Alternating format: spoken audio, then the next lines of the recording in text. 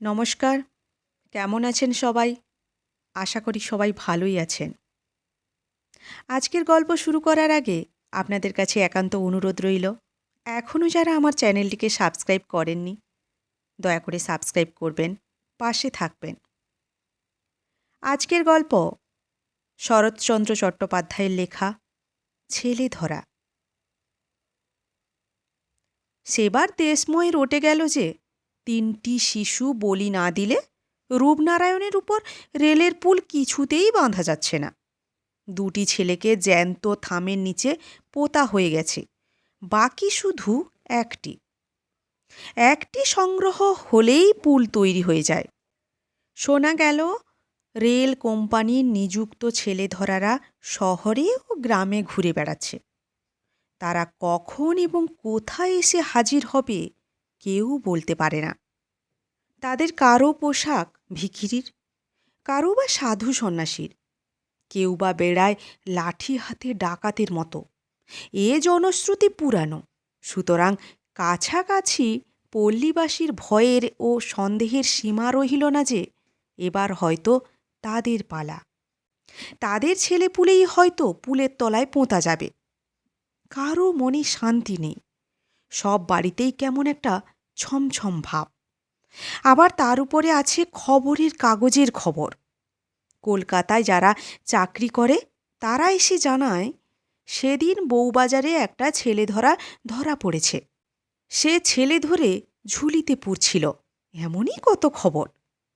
কলকাতার অলিতে গলিতে সন্দেহক্রমে কত নিরীহের প্রতি কত অত্যাচারের খবর লোকের মুখে মুখে আমাদের দেশে এসে পৌঁছল।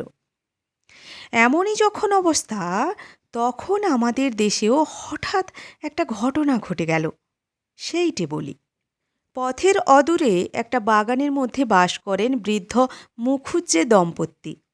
ছেলেপুলে নেই, কিন্তু সংসারে ও সাংসারিক সকল ব্যাপারে আসক্তি 18 আনা। ভাইপোকে আলাদা করে দিয়েছেন, কিন্তু আর কিছুই দেননি। দেবেন এ কল্পনাও তাদের নেই। সে এসে মাঝে মাঝে দাবি করে ঘটিবাটি তৈজসপত্র। খুঁড়িয়ে চেঁচিয়ে হাট বাঁধিয়ে দিয়ে লোকজন জড়ো করেন। বলেন হিরু আমাদের মারতে এসেছিল। হিরু বলে সেই ভালো, মেরেই একদিন সমস্ত আদায় করব। এমনি করে দিন যায়। সেদিন সকালে ঝগড়ার চূড়ান্ত হয়ে গেল। হিরু উঠানে দাঁড়িয়ে বললে, শেষ বেলা বলছি খুড়ো, আমার ন্যায্য পাওনা দেবে কিনা বলো। খুড়ো বললেন, তোর কিছুই নেই। নেই না, আদায় করে আমি ছাড়ব। খুড়ি রান্নাঘরে কাজে ছিলেন। বেরিয়ে এসে বললেন, তাহলে যা তোর বাবাকে ডেকে আনগে। হিরু বললে, আমার বাবা সজ্ঞে গেছেন, তিনি আসতে পারবেন না। আমি গিয়ে তোমাদের বাবাদের ডেকে আনব। তাদের কেউ হয়তো বেঁচে আছে। তারা এসে চুল চিরে আমার বখরা ভাগ করে দেবে। তারপর মিনিট 2 ধরে উভয় পক্ষে যে ভাষা চলল তা লেখা চলে না। যাবার আগে হিরু বলে গেল, আজই এর একটা হেস্তনেস্ত করে তবেই ছাড়ব। এই তোমাদের বলে গেলুম, সাবধান। রান্নাঘর থেকে খুড়ি বললেন, তোর ভারী ক্ষমতা, যা পারিস করগে। হিরু এসে হাজির হল রায়পুরে, ঘর কয়েক গরিব মুসলমানদের পল্লী। মহরমের দিনে বড় বড় লাঠি ঘুরিয়ে তারা তাজিয়া বার করে। লাঠি তেলে পাকানো, গাঁটে গাঁটে পেতল বাঁধানো।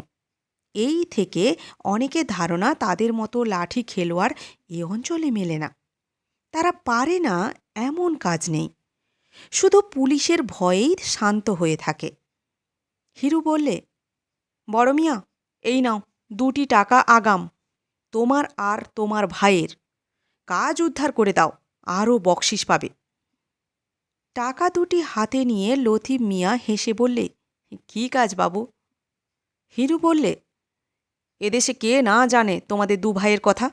লাঠির জোরে বিশ্বাসদের কত জমিদারি হাসিল করে দিয়েছ। তোমরা মনে করলে পারো না কি? বড় মিয়া চোখ টিপে বললে, চুপ চুপ বাবু, থানা দারোগা শুনতে পেলে আর রক্ষে থাকবে না। বীরনগর গ্রামখানাই যে 2 ভাই দখল করে দিয়েছি, এ যে তারা জানে। কেউ চিনতে পারেনি বলেই তো সে যাত্রা বেঁচে গেছি। হিরু আশ্চর্য হয়ে বললে, কেউ চিনতে পারেনি? লতিফ বললে, পারবে কি করে? মাথায় পাগ বাঁধা, গালে গালপাট্টা, কপালে কপাল জোড়া সিঁদুরের ফোঁটা, হাতে 6 হাতি লাঠি। লোকে ভাবলে হিন্দুর জমপুরি থেকে জমদূত এসে হাজির হলো। চিনবে কি? কোথায় পালালো তারই ঠিকানা হইল না। হিরু তার হাতখানা ধরে ফেলে বললে, বড় মিয়া, এই কাজটি আরেকবার তোমাকে করতে হবে দাদা। আমার খুড়ো তবু যা হোক দুটো ভাগের ভাগ দিতে চায়, কিন্তু খুড়ি বেটি এমনই শয়তান যে একটা চুমকি ঘটিতে পর্যন্ত হাত দিতে দেয় না। ওই পাগড়ি, গালপাট্টা আর সিঁদুর মেখে লাঠি হাতে একবার গিয়ে উঠানে দাঁড়াবে, তোমাদের ডাকাতে হুমকি একবার ছাড়বে, তারপর দেখে নেব কিসে কি হয়। আমার যা কিছু পাওনা ফেঁড়ে বের করে আনব, ঠিক সন্ধ্যার আগে, ব্যাস। লতিফ মিয়া রাজি হলো। লতিফ মামুদ 2 ভাই সাজ পোশাক পরে আজই গিয়ে খুড়োর বাড়িতে হানা দেবে ঠিক হয়ে গেল। পিছনে থাকবে হিরু। একাদশী, সারা দিনের পর দাওয়ায় ঠাঁই করে দিয়েছেন জগদম্বা। মুখুজ্জে মশাই বসেছেন জলযোগে, সামান্য ফলমূল ও দুধ। বেতধাত, একাদশীতে অন্নাহার সহ্য হয় না। পাথরের বাটিতে ডাবের জলটুকু মুখে তুলেছেন। এমন সময় দরজা ঠেলে ঢুকল 2 ভাই, লতিফ আর মামুদ। পাগড়ি, গালপাট্টা, হাতে 6 হাতি লাঠি, কপাল জোড়া সিঁদুর মাখানো। মুখুজ্জের হাত থেকে পাথরের বাটি দুম করে পড়ে গেল। জগদম্বা চিৎকার করে উঠলেন, হোগো, পাড়ার লোক কে কোথায় আছো? এসো গো, ছেলে ধরা ঢুকেছে। সম্মুখের ছোট মাঠটায় ঘর কেটে ছোট ছোট ছেলের দল রোজ ফিঙে খেলে, আজও খেলছিল। তারাও চেঁচাতে চেঁচাতে যে যেখানে পারলে ছুট দিলে, ওগো, ছেলে ধরা এসেছে, অনেক ছেলে ধরে নিয়ে যাচ্ছে। হিরু সঙ্গে এসেছিল বাড়ি চিনিয়ে দিতে, দোরের আড়ালে লুকিয়েছিল। সে চাপা গলায় বললে, আর দেখো কি মিয়া, পালাও, পাড়ার লোক ধরে ফেললে আর রক্ষে নেই। বলেই নিজে মারলে ছুট। লতিফ মিয়া শহরের আর কিছু না শুনে থাক, ছেলে ধরার জনশ্রুতি তাদের কানে এসে পৌঁছেছে।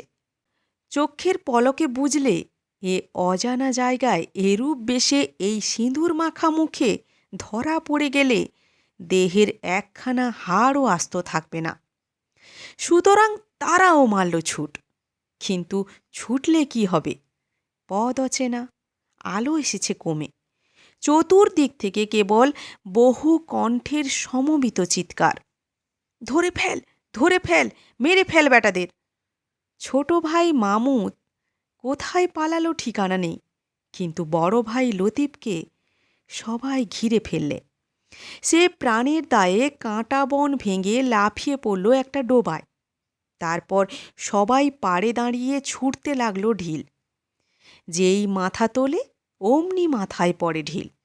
আবার সে মারে ডুব, আবার ওঠে, আবার মাথায় পড়ে ঢিল। লতিফ মিয়া জল খেয়ে আর ইঁট খেয়ে আধমরা হয়ে পড়ল।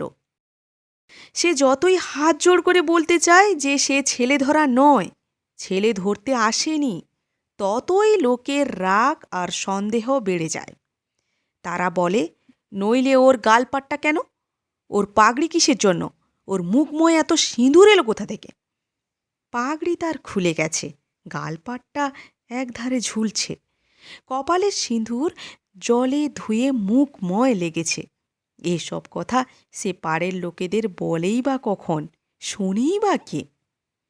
ততক্ষণে কতকগুলি উৎসাহী লোক জলে নেমে লতিফকে হিঁচড়ে টেনে তুলেছে।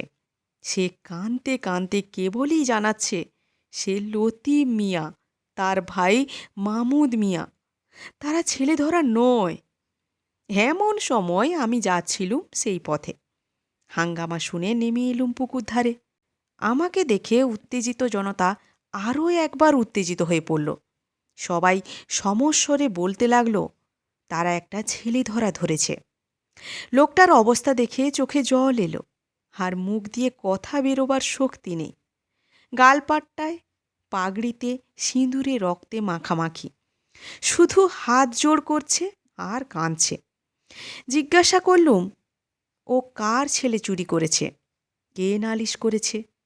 তারা বললে, তা কে জানে, ছেলে কই, তাই বা কে জানে, তবে অমন করে মারছ কেন? কে একজন বুদ্ধিমান বললে, ছেলে বোধহয় ও পাঁকে পুঁতে রেখেছে, রাত্রিরে তুলে নিয়ে যাবে, বলি দিয়ে পুলের তলায় পুঁতবে। বললুম, মরা ছেলে কখনো বলি দেওয়া যায়?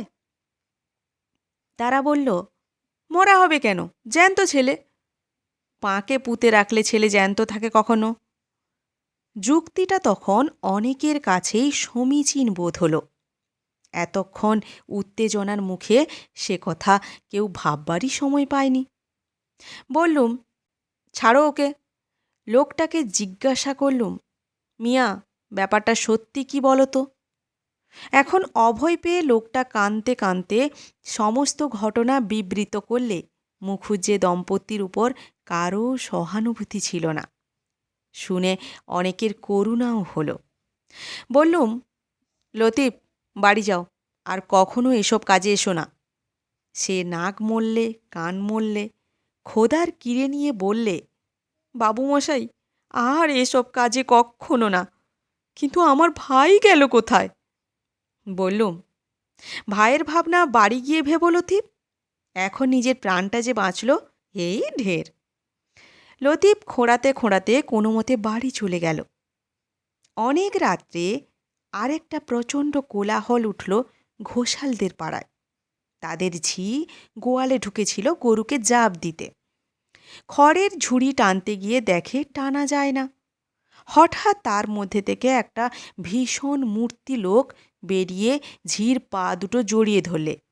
ঝি যতই চেঁচায়, বেরো গো, কে কোথা আছো, ভূত আমাকে খেয়ে ফেললে। ভূত ততই তার মুখ চেপে ধরে বলে, মা গো, আমায় বাঁচাও, আমি ভূত পেরেত নই, আমি মানুষ। চিৎকারে বাড়ির কর্তা আলো নিয়ে লোকজন নিয়ে এসে উপস্থিত। আগের ঘটনা গাঁয়ের সবাই শুনেছে, সুতরাং ছোট ভাইয়ের ভাগ্যে বড় ভাইয়ের দুর্গতি আর ঘটল না। সবাই সহজে বিশ্বাস করলে এই সেই মাহমুদ মিয়া, ভূত নয়। ঘোষাল তাকে ছেড়ে দিলে, শুধু তার সেই পাকা লাঠিটি কেড়ে নিয়ে বললে, ছোট মিয়া, সমস্ত জীবন মনে থাকবে বলে এটা রেখে দিলুম। মুখের ওইসব রং টং ধুয়ে ফেলে এখন আস্তে আস্তে ঘরে যাও। কৃতজ্ঞ মামুদ 100 সেলাম জানিয়ে ধীরে ধীরে সরে পড়ল। ঘটনাটি ছেলে ভুলানো গল্প নয়, সত্যিই আমাদের ওখানে ঘটেছিল। নমস্কার।